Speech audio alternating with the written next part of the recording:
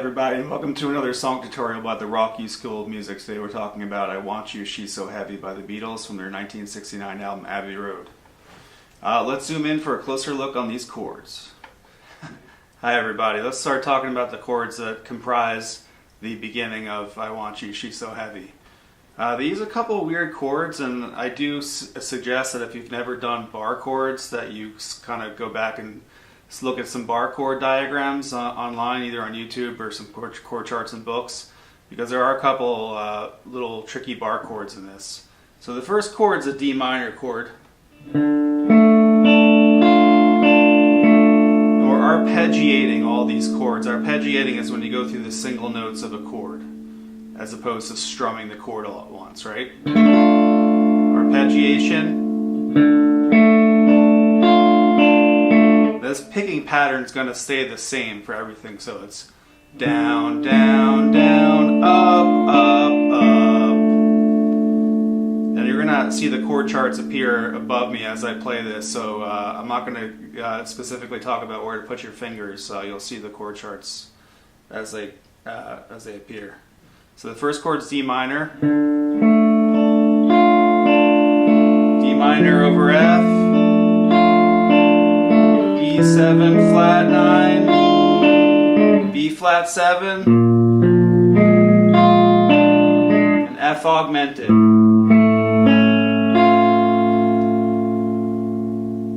So the first chord, D minor. Second chord, we just put the third finger down on the third fret on the fourth string to change our bass note.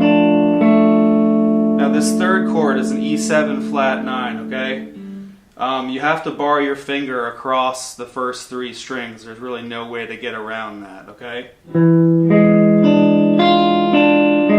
then for the B flat 7, you have to bar your first finger across the first fret for the 5th, 4th, 3rd, 2nd, and 1st strings. And the bar is really important for that 3rd string. If you don't bar it properly, you'll hear the 3rd string kind of sound like this, so it's really important to get that first finger flat. See, just like that, just mess it up, right? So you can kind of lean into that with your shoulder, and you have your elbow kind of pointed in for that to give you maximum grip, and have your fingers be at the right angle for that. We have our last chord, that F augmented. It's kind of looks like an A minor chord, right? If you just dropped your fingers down one string each, you'd have the A minor shape. So everything's one string higher than an A minor chord, except you're just one string higher. You have the same fingers, same fret. So second finger on the second fret, third string, third finger on the second fret, second string, and first finger on the first fret, first string. And you have that. You have the third of the chord as your bass note, the open 5th string, when you're doing that F augmented. So again, let me go through those chords. I'll call them out as I go. D minor. D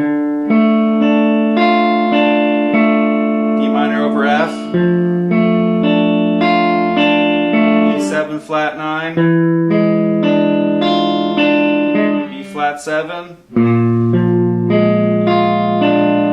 F augmented.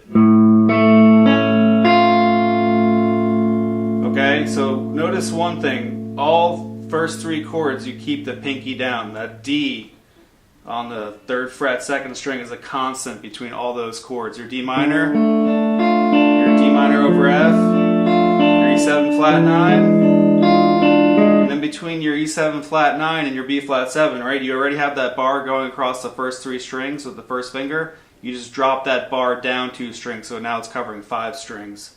And you drop the third finger onto the 3rd fret, 4th string, take up your second finger to your B flat 7.